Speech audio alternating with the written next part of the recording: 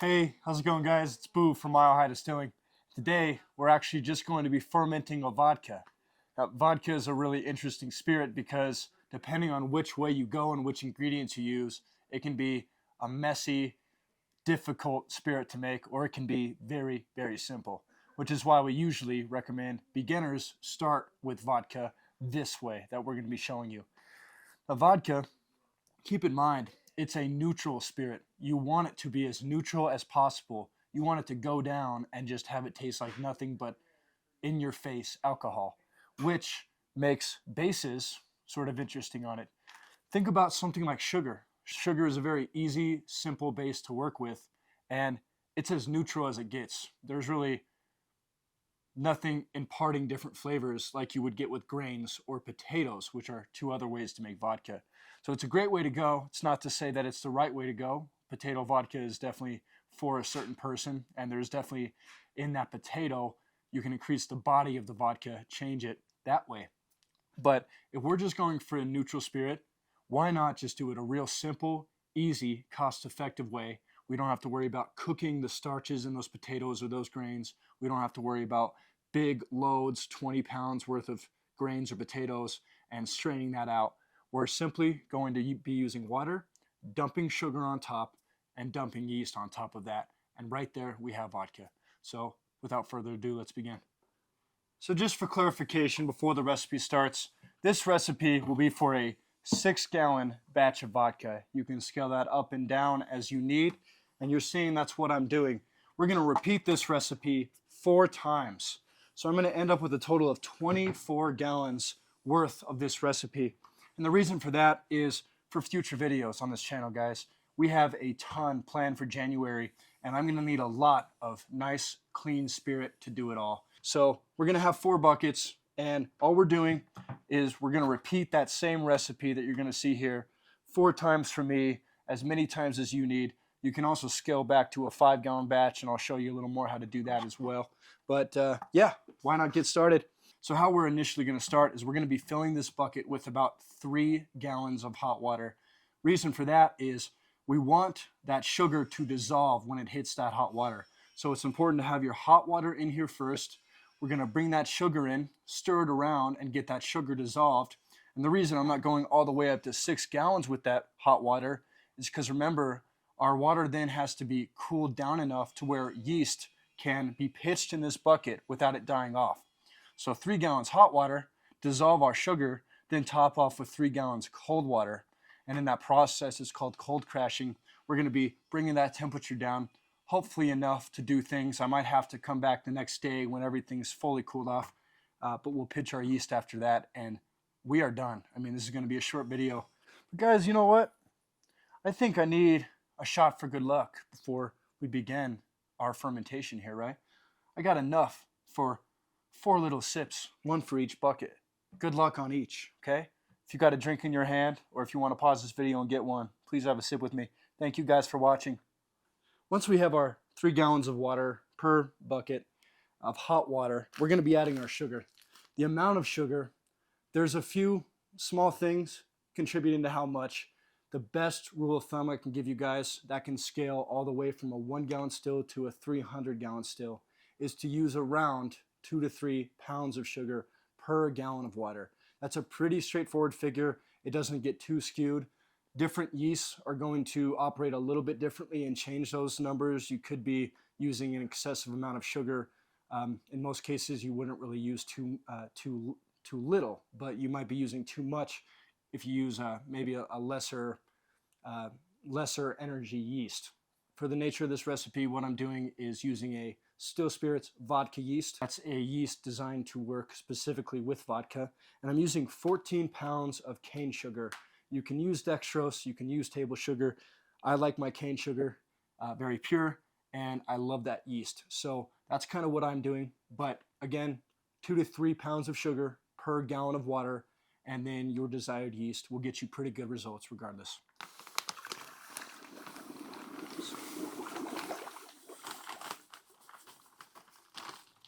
So we're going to be dumping these all in, giving it a nice stir. Remember to stir and scrape at the bottom of your bucket. That's going to help all that sugar that kind of falls right to the bottom get out of there, I guess, and not cake in. Now you're going to see that your fermentation is going to probably change colors. It's going to go from clear, because there's water in there, to sort of a yellowish, dull yellow.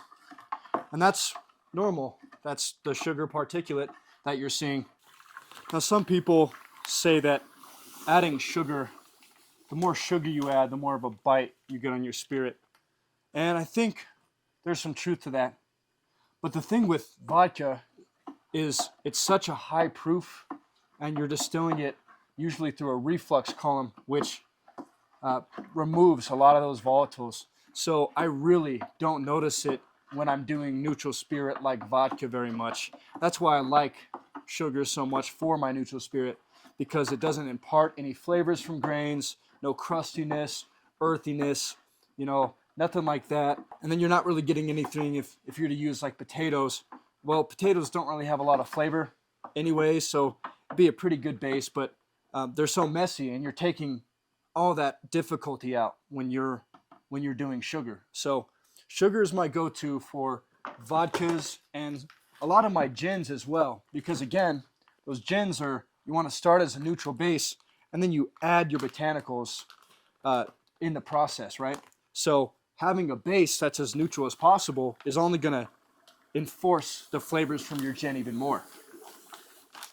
So as long as you have a column that can take away a lot of those impurities, you're getting the best of both worlds. You're getting that neutral spirit, and then it's eliminating a lot of those volatiles that you'd expect from overloads of sugar. So don't be too afraid, but at the same time, play around. Maybe you like your gin and your vodka is better with a wheat base or a rye or a malted barley base. And maybe you want to try your hand at cooking a bunch of potatoes in a big stock pot and straining them all out and mashing them up and, just getting the liquid out. You're welcome to. I'm just giving you a real easy solution to create a vodka. You're going to see my gravity did increase just by adding that sugar. We started with 3 gallons worth of water, and we're close to about 4 gallons. Actually, I think we're right on 4. So I'd added a full gallon just in adding that sugar. We're going to top off with 2 gallons of cold water. Cold crash a little bit. It's so late in my day that I'm just going to let it stay overnight regardless. But we're going to see what temperature and what ABV we're at after we add that cold water. Stay tuned. Fermentation 1.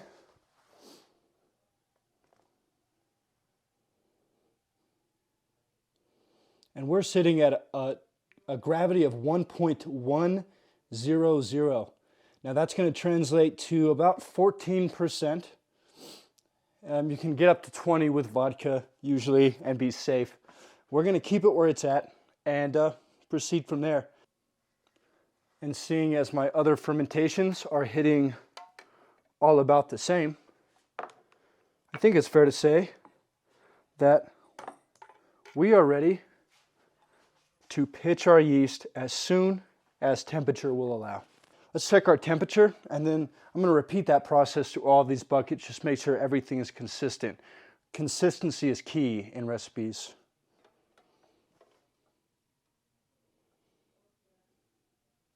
And it looks like I'm a little too hot to even get an accurate reading, to be honest. I know this thing isn't 200 degrees Fahrenheit because I'm not burning myself on it. So one thing we can do here is, since my floating thermometer isn't really giving me a good reading, I can put a little stick-on digital thermometer on here, and maybe that'll help me a little bit. Or I have a really nice calibrated dial thermometer, and I can stick that in here, and I think we'll do that now. So we're going to go ahead and take a temperature reading with our dial thermometer. Fun fact, I did have this done yesterday. You might notice a new change of clothes. It's a new day. Had this done and realized that, this beauty shot, this little close-up shot I had of the hydrometer a little bit ago, I kind of kept my camera like that. So you were just kind of listening to a test jar talk for a while. Pretty embarrassing stuff. And everything else is really done with the recipe. All that's left to do is add yeast and close our lid, get our lid on, get our airlock on. So as we sprinkle our yeast on, we're going to come back here with our spoon, and we're just going to get a few things. So the main thing that I'm trying to do is when you pour that yeast on top, it's sprinkled on top like a layer, and I'm just going to work that into the bucket. I'm going to get, my rule of thumb is I want all that yeast particulate that I see right now on top of that bucket, I want it inside. I don't want to see any clumps. It's okay if I see a few speckles here and there, but I want most of it gone. And another thing is when we finish that and it's worked in there, you want to give it a nice vigorous stir, okay? Right before you put your lid on. And that's going to give it a really nice oxygen flow. That's going to keep that yeast feeling happy and healthy. So we'll snap our bucket on. So guys, it's really as simple as that. We used minimal amounts of ingredients, cheap ingredients, and we just made 6 gallons of vodka. Now I've got a little more work to do here. I've got to do this for the rest of these buckets, but I just wanted to show you how easy distilling can actually be and make a pretty good spirit at that.